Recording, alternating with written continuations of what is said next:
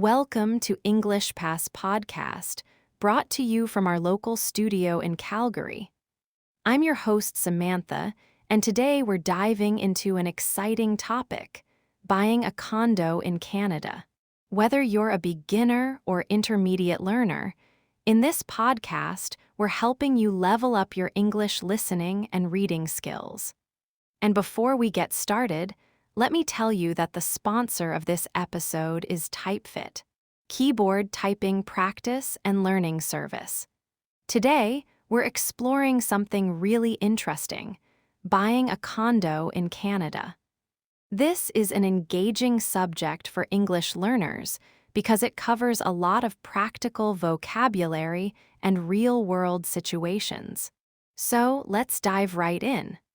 A condominium, or a condo as most people in Canada call it, is a unique way to own property that blends the privacy of a home with the shared responsibility of a community.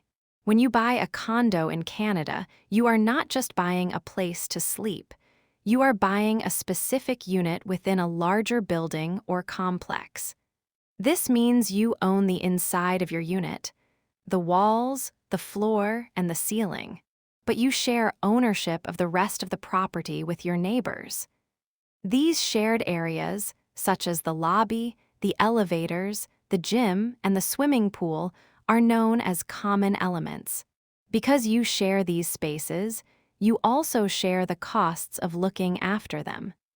This is quite different from buying a detached house, where you are responsible for everything from the roof to the sidewalk.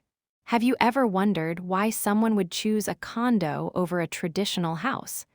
For many Canadians, it comes down to a lifestyle choice.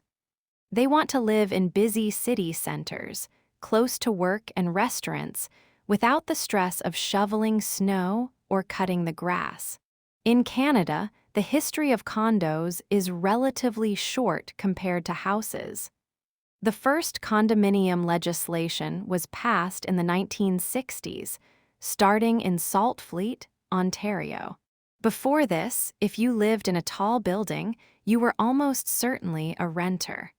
The arrival of condo laws changed the Canadian dream.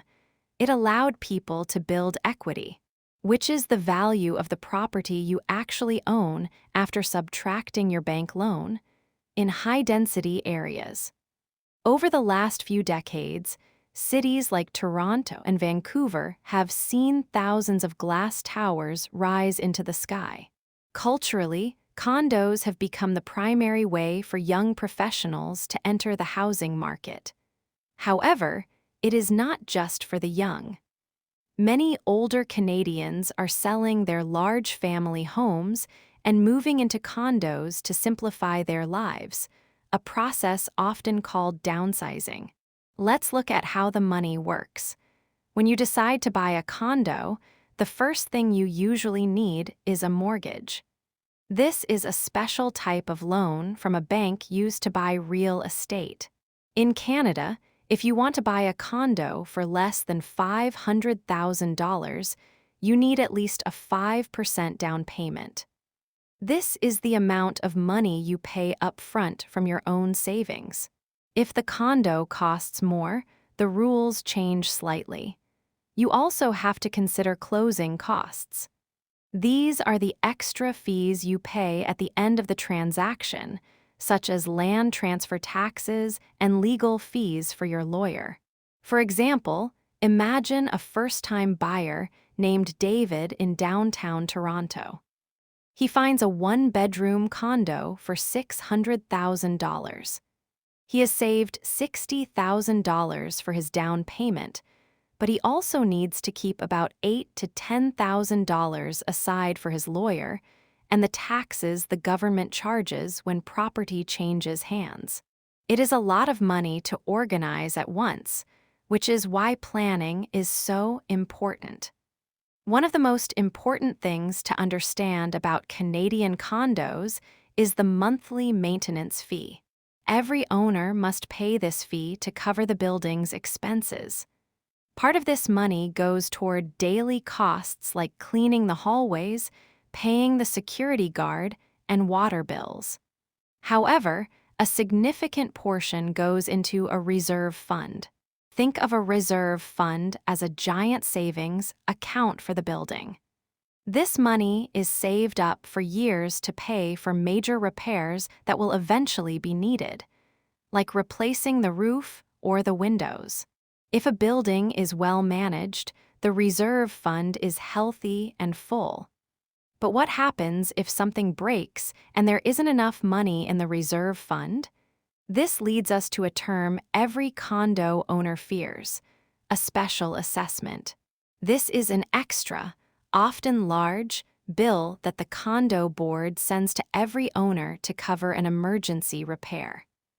Consider the case of a woman named Maria who bought a beautiful condo in a 20-year-old building in Vancouver.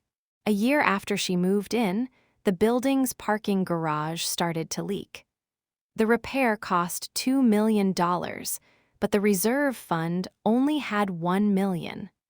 The condo board had to issue a special assessment, and Maria suddenly had to pay $15,000 out of her own pocket within 3 months. This is why it is vital to investigate the building's financial health before you buy. In Ontario, you do this by looking at a status certificate. This is a legal document that tells you everything about the building's finances, its rules, and if there are any lawsuits happening. In British Columbia, the terminology is a bit different. Instead of a condo corporation, they use the term strata, and the rules are found in strata minutes and a depreciation report. The rules of a condo are another major factor to consider. These are called bylaws. When you live in a condo, you give up some of your freedom in exchange for the benefits of shared living. For instance, some condos have very strict pet policies. You might find a perfect unit only to discover that your large dog is not allowed to live there because of a weight limit in the bylaws. Other buildings might ban short-term rentals, which means you cannot put your unit on sites like Airbnb. Let's look at an example. A young couple in Montreal, Mark and Sophie, bought a condo hoping to rent it out while they traveled for a year. They didn't read the bylaws carefully and were shocked to find out the building required a minimum 1-year lease for all tenants. This ruined their plan to do short-term tourist rentals. Always ask yourself, can I live with these restrictions? There are also different ways to buy a condo. You can buy a resale unit, which is a condo that someone else has already lived in, or you can buy pre-construction. Buying pre-construction means you are buying a unit based on a floor plan before the building is even finished, or sometimes before the ground is even broken. This can be exciting because everything in your home will be brand new, and you might even get to choose the colors of your kitchen cabinets. However, it also comes with risks. Projects can be delayed by years or, in rare cases, canceled entirely. Take the example of an investor in Halifax named John. He bought a pre-construction unit in 2019, expecting it to be ready in 2021. Because of labor shortages and supply chain issues, the building wasn't finished until late 2023. John had to wait much longer than expected to see his investment grow. In different parts of Canada, the condo market feels very different. In Calgary, you might find townhouse-style condos where you have your own front door to the street but still pay fees for snow removal and lawn care. In Victoria, you might find age-restricted condos where at least one resident must be over 55 years old. This creates a very quiet, community-focused environment. Meanwhile, in Montreal, many condos are located in converted historic warehouses with high ceilings and brick walls, offering a more artistic, urban feel. Each province has its own laws and traditions regarding how these properties are sold and managed. A common misconception is that a condo is just like an apartment, but with a mortgage. In reality, being a condo owner means you are part of a small government. You have the right to vote at the annual general meeting and even run for a seat on the condo board. The board makes big decisions about how the money is spent and which contractors are hired. If you don't like how the building is being run, you have the power to try and change it. It is a much more active role than being a tenant who simply calls a landlord when a light bulb burns out. Finally, the process of buying involves several key professionals. Your realtor will help you find units and negotiate the price. A home inspector might visit the unit to check for hidden problems like mold or bad wiring. But perhaps the most important person is your lawyer. In Canada, you cannot complete a real estate deal without a lawyer.